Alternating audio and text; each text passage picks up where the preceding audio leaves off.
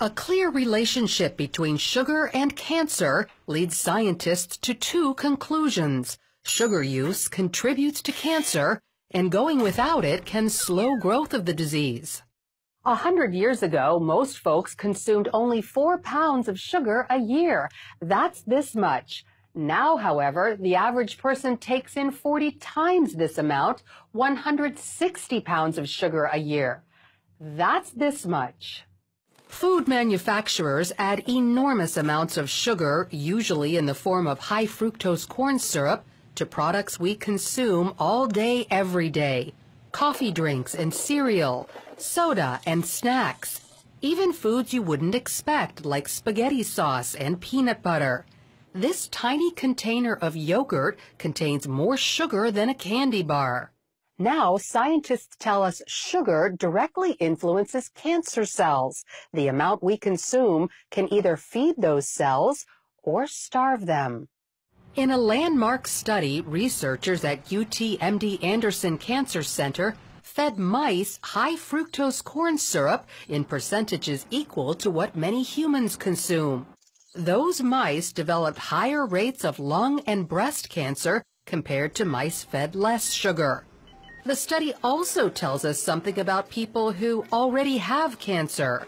One researcher said a lot of patients are told it doesn't matter what you eat after you are diagnosed with cancer. This preliminary animal research suggests that it does matter. And it just absolutely amazes me that medical science is just now finding this out. Fred Hatfield knows firsthand sugar intake matters after a cancer diagnosis. Back in 2012, his diagnosis was basically a death sentence. The doctors gave me 3 months to live because of widespread metastatic cancer in my skeletal structure. 3 months. 3 different doctors told me that same thing. It's a horrible, horrible feeling to have someone tell you that the person that you love only has 3 months to live and you're not going to be with him anymore. Then Fred heard about a low-sugar diet called the ketogenic diet, believed to slow cancer in some people. With nothing to lose, he gave it a try, and to his astonishment, it worked. And the cancer was gone, completely. Fred's recovery didn't surprise Dr. Dominic D'Agostino.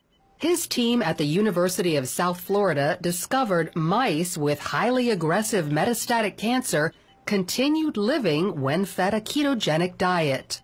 We have dramatically increased survival with metabolic therapy. So we think it's important to get this information out. And it's not just lab animals. Dr. D'Agostino has seen similar results in humans.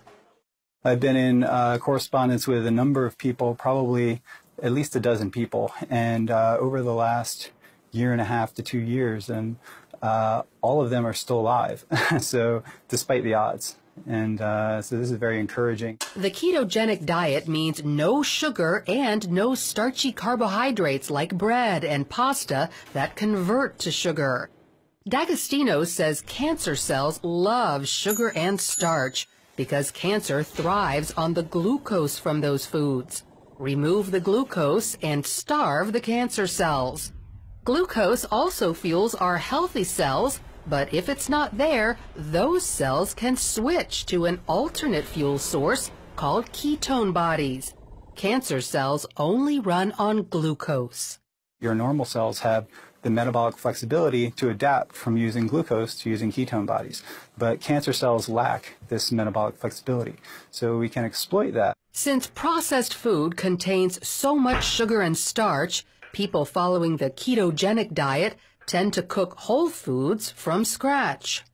You can go online and there's just cookbooks and, you know, it's clean eating, just very clean eating. None of the sugars, the salts, the trash food. So when it comes to cancer, sugar is considered public enemy number 1. Avoiding it could lead to prevention or slow it down in people fighting the disease. Lori Johnson, CBN News.